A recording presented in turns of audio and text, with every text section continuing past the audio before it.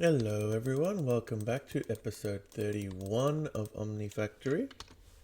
In the last episode we were just finishing up making these guys. I've kind of decorated the room a little bit. It's I don't know, it's quite different to the rest of the base. Like the rest of the base is all white and grey concrete, so I don't know if I am going to keep it like this, but for now this is how it looks. I made the other packaged crafters, and yeah, we ended up getting that quest. Which quest was it? This one here. The other things I've been doing since then, I've done a couple of things to get some of these quests done. Like I said before, I'm probably not going to plan on using any of these batteries. So I just made a temporary little station here to make the stuff. So basically what you do is, this is water, makes distilled water, sorry. You put your energium dust in there. You get the red energy crystals. It's kind of annoying to make these, like if I was to make this automatically or whatever, because it needs distilled water. So the only way, if I was to mass produce these, would be to like keep them in stock, and then they take up one, because they don't stack. So I don't know if it's worth it. And then I have them just popping out into here, because then I can make more. Then I put them, what do I do next? Oh, I craft them into the Lapatron crystal, this guy. So it just needs lapis plates and two HV circuits. And then I put that into here, and that gives us this thing, engraved Lapatron crystal chip, which then goes in an assembler with these guys and makes this one. So I actually made 4 of those. I'm going to need more than 4 eventually, because this thing is then used to make, well, I needed to make this guy, a whole bunch of them. But also this guy, the LUV one, takes 8 of them. And then this guy, the max battery, takes 8 of those. So actually maybe I will end up putting this over in the machine factory and stocking them up, because, you know, we need quite a lot of them. But I'll probably not keep the intermediate ones, because they're kind of useless. We just use it to get the end game items. Yeah, so that was those 2 things. I made the experience obelisk. I just put it over there. It doesn't do anything. I don't even have any XP in it. So the only thing missing now on this page is the warp core, which needs dilithium. So it's not too difficult. We have a bit of that from microminers. We need to make the space station assembler, which is just another crafting recipe. And we need a warp core, which I think is also just another recipe. And I'm not planning to do any space stuff, so this is just before the quest, I think.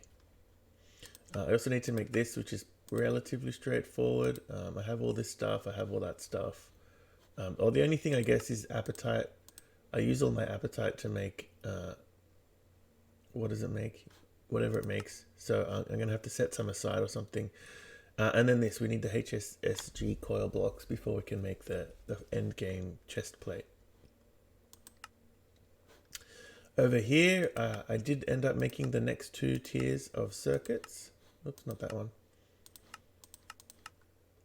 So actually, we can remove our recipe for making those. Or did I already remove the recipe? I must have already removed the recipe. It used to be over there. Yeah, so that's that. In order to make this one, we need to make the assembly line. In fact, in order to do a lot of things, we need the assembly line. In order to make this even, we need the assembly line, because these pistons are made in the assembly line. Which actually gates a whole bunch of, basically everything over this side is gated by this assembly line, with the possible exception of this thing, I think. HSSG, which needs vanadium, chrome, tungsten steel, and molybdenum. We have everything except the molybdenum, I think. Oh, I guess tungsten steel with dust. We don't have in dust form. So I'll probably do that at some point. We'll need that soon. But today, the other thing I did was I made the lunar mining station. You saw that in the pre-roll clip. I haven't hooked it up to anything yet, but I'll probably be using it to make, so you can use it to make two things. Oh wait, lunar, it makes two possible things, deuterium and helium-3. I think this will be the first, like I could use it to make this, which we need to make dilithium crystals. And we also need it to make modularium. But the way I'm making it at the moment is by centrifuging hydrogen or something. I can't remember. Which is fine, good enough for the modularium. But I think the helium-3 is going to be useful. As soon as we get to the fusion reactor, we can use that to power our base. So that's what I'm planning to use it for. But for now, it's just sitting there. But today, we're making the assembly line, which is gating a whole bunch of our progress. Oh, get rid of you.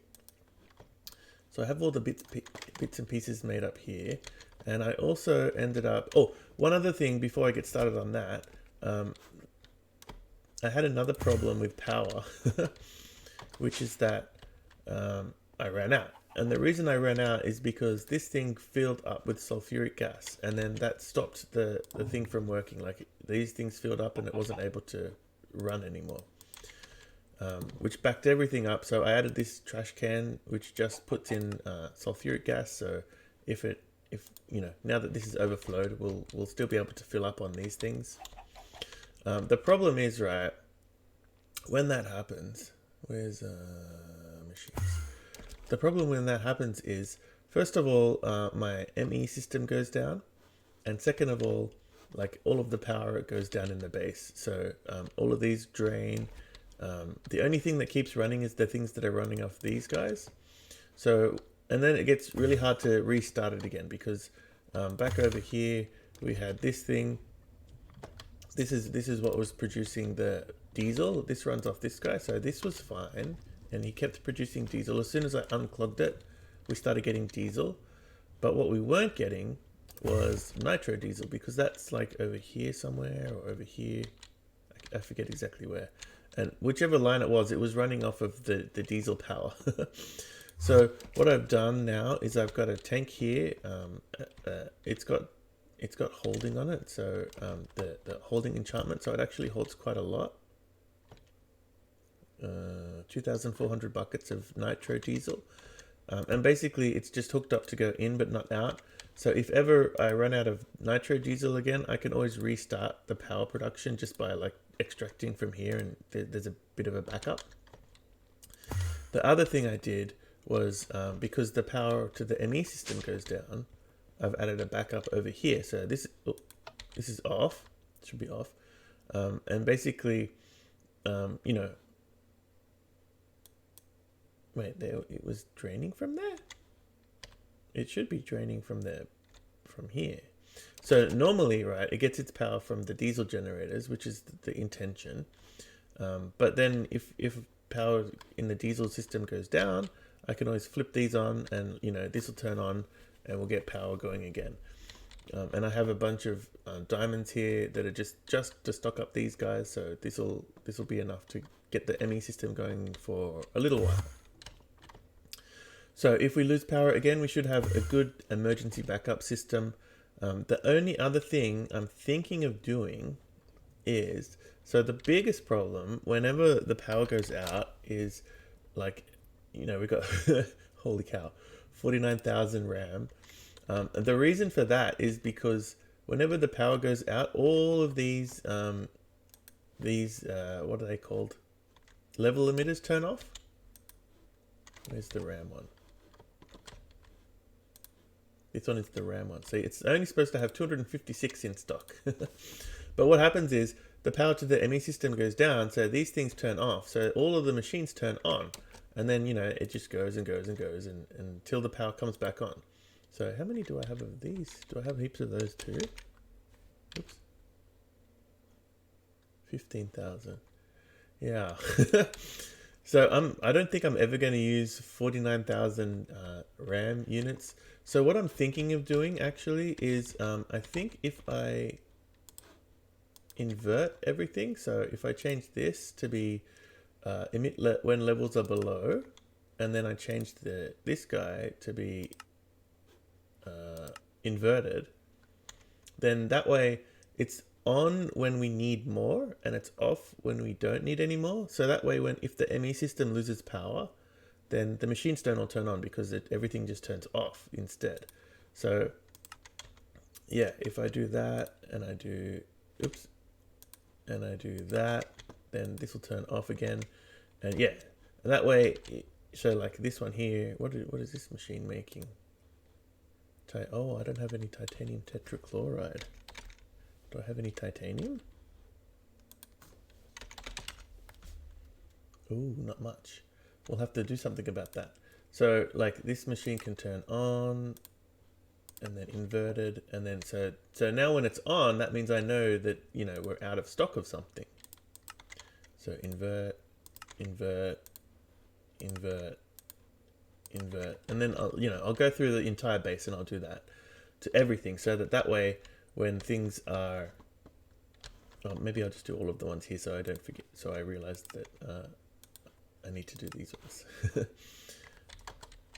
Yeah, so that way if we lose power again, I'm not going to end up with thousands and thousands of items that I don't actually want to have in stock at any given time. So this has also caused a slight problem with my storage system. As you can see, lots of things have completely filled up. And it's mostly because they have RAM in them, from what I remember. Here, and if I go here, sort by number of items. Oh, okay, so this one is zinc dust. What is zinc dust? Where do I get zinc dust from? I don't know. But for some reason, this one is completely empty. I don't know why these ones are all filling up, and this one is like 0 of everything. Anyway, weird.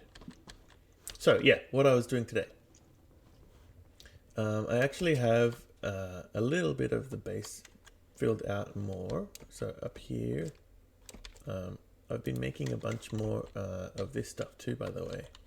I think I might have used, no, still going. I have 2,000 pieces of uranium still. And oh, how come there's that much uranium-235 dust in here? I don't know where that comes from.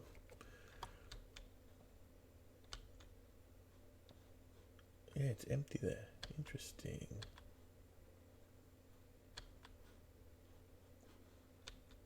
Anyway, maybe I'll look into that later. But so I've extended the base a little bit up to here. So this is where I'm planning to build the assembly line. It's quite a big machine. This is actually the smaller version of it. And I added this little access port here. Oh, let me turn off my, oh yeah, it is off, okay. And then I'm also planning to do a second one probably at some point in the future, this way down there. So I've also added this. This is my access. This is going to be an access tunnel now. I'm not going to make it a full tunnel. I'm just going to make it an access tunnel to get from the machines here, and you know, we're going to have our power running along beside us. I think that looks pretty cool. And it'll come out here, and then we'll have a little bit of space for some stuff up here, and some space obviously for the assembly lines down here, and I don't know what else is going to happen. So let's get into it. Let's build our assembly line. Let's make sure I have this thing going so I can assembly line. I just want to have you so I can see the multi-block structure. So it's basically the same thing all the way through, right? Except you have machine casings and then the assembly line there, assembly line casing, and then the output bus is there, but all of these ones are input buses, right? Yeah. Okay, solid steel, reinforced glass. So let's get the first row done. So we have, let's make sure we have, I'll leave that till last. Okay, so it was the item input, this guy, and then solid steel on either side, and then it was this guy here, and then it was what? Oh wait, no, assembly line casing there first. Okay.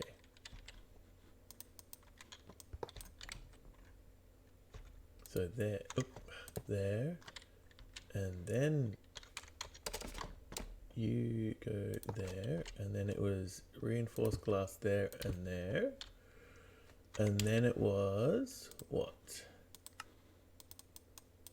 Machine casing, great machine casing, and then the energy input or steel casing, as the case may be. Okay, so wait, I've already forgotten. Great machine casing, that's right. This one, and then assembler machine casing. No, the assembler machine casing is for later on. It was the energy input. There. Okay, and then let's get, so I'm going to put my energy input on the top. Not that you need to do that, but that just makes it look a bit nicer. And then we're going to extend the whole thing all the way down up to here. So this will be our energy, our output bus.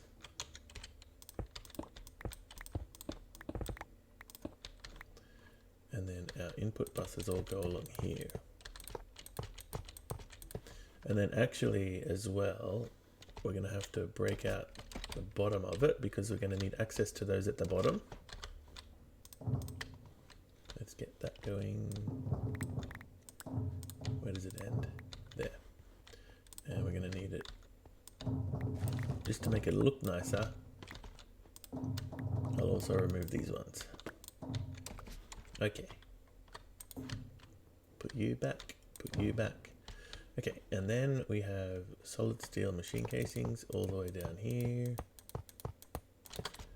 And all the way up here. And then we have assembly line casings all the way down here. Oops. There.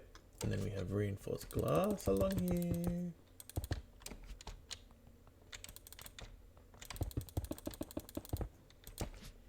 And then it was it assembly line machine casings? No. Was that how it was? Let's see.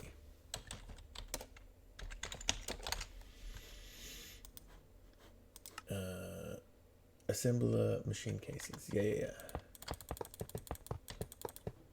Like that. And then it was these guys. Like that. I could probably build this with the builder's wand actually, couldn't I? It's almost the same.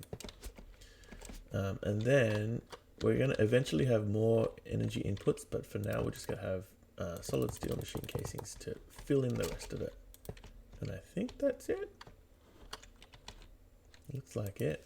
Yeah, okay, great. So that's what it looks like.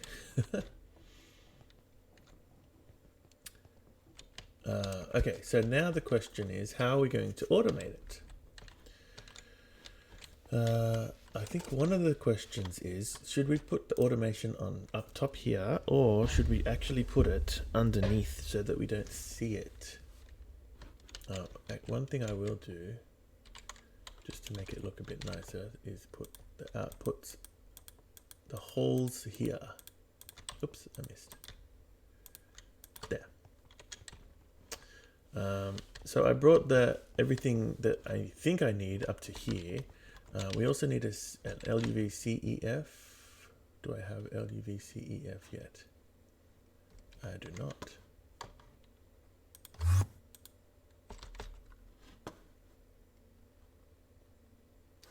Do I want a 4x one? What do we need? Signalum wire.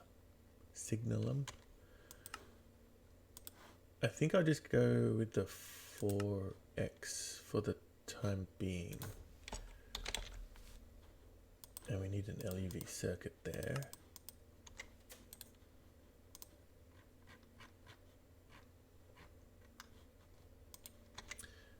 And we need signal 4x wire. So let's get that going. 2x, 4x.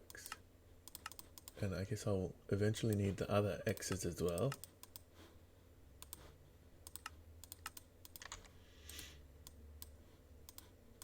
Okay. And Yeah, so now we can make the LUVCEF, yes. Another thing maybe we'll want is a bunch of power, like buffering, because this thing uses like a ridiculous amount of power. Let's see, how much power does it actually use? So 15,000 EU per tick, which is like times 4, so 60,000 RF a tick for 30 seconds to make this thing. That's like crazy amounts of power, and that's like the lowest level of thing that it makes. So let's get some of these guys going. I don't know how many I should do. Should be able to do that many. And that'll be our power buffer for it. So that, you know, because we don't craft a whole lot of things with it. Oh, I should also make a travel anchor to put up there.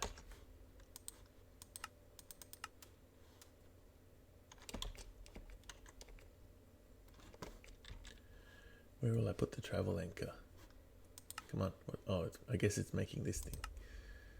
Yeah. Okay, so the CEF we just made goes up here.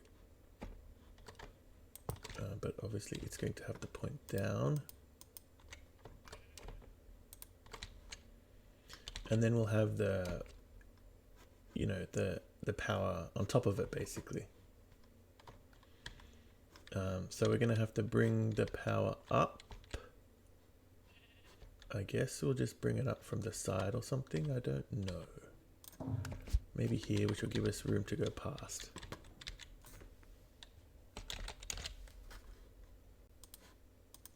That's kind of ugly, to be honest. Maybe I'll bring the power up through the wall here, and then I'll just make this a conduit. You know, I'll cover it up with conduit covers. It's kind of cheating.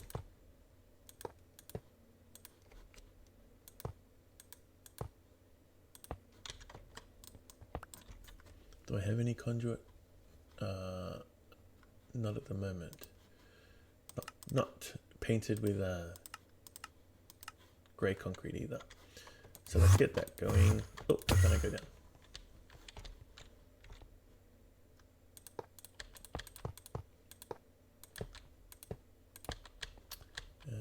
I guess we'll just bring it up across here. There.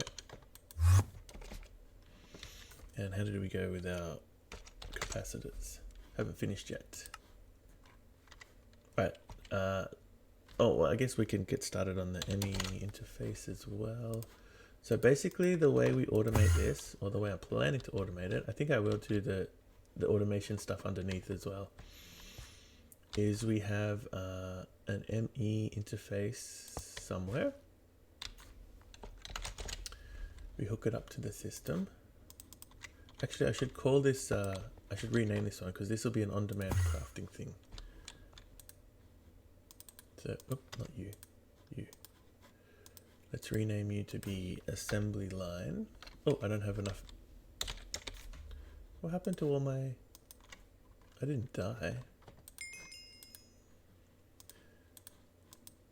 Okay, let's name you assembly line. And, oh, have we made our travel linker yet? Nope. But we can at least get to here. So this is the assembly line 1. I'm going to put it there. And we have this guy.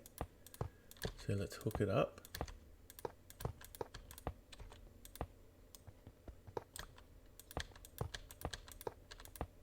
There. Okay. So you're hooked up. And we'll put all the items into a crate. We'll also need to have an unpacker, like a packaged crafter, because the assembly line has obviously crafting recipes that take a lot of ingredients.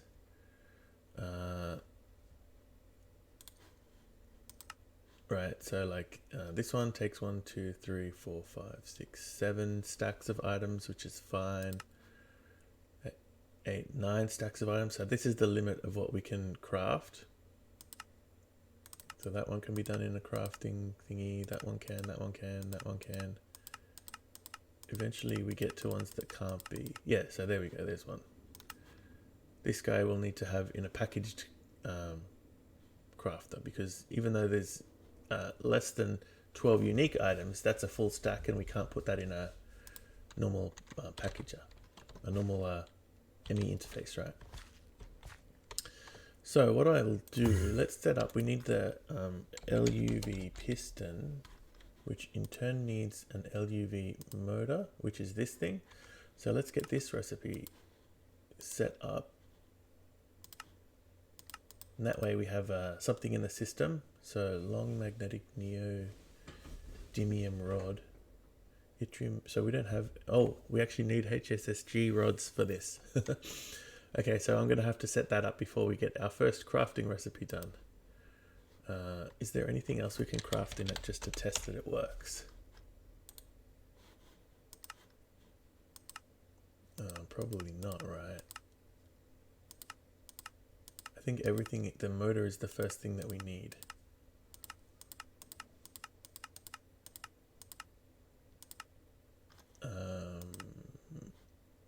I think this needs the plates. Oh, that actually is the wrong one. What is this? Nether star plate, plutonium 241 plate, HPIC, we can't do that. Yeah, alright, so I think we're going to have to just set it up today, and I'm going to have to make the HSSG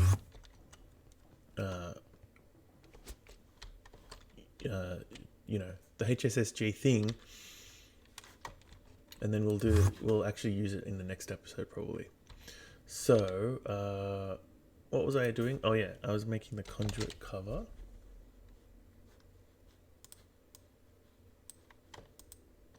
And grey concrete I already have, so let's paint it up.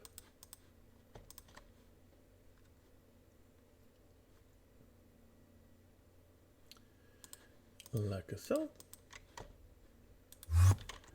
And oh, I should also paint up some rock, some stone ones, so that there, so that we can cover this bit up too.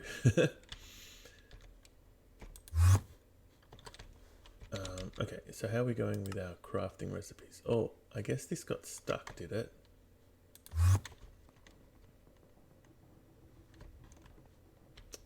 Where do we make them? In here? How come that's like that? Oh. Yeah, that's the problem with this is if it puts the wrong thing in, then it makes the wrong one.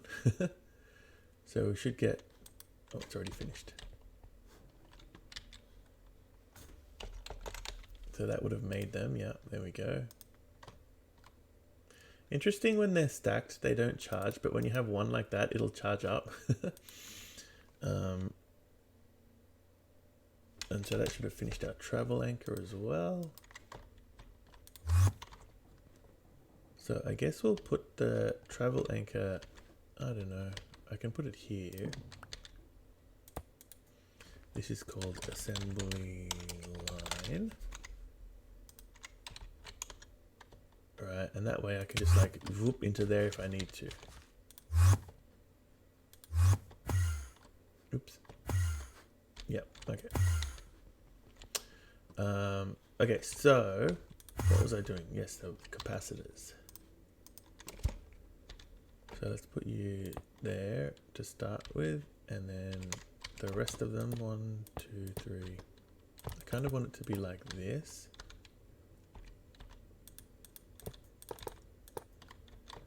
Eight.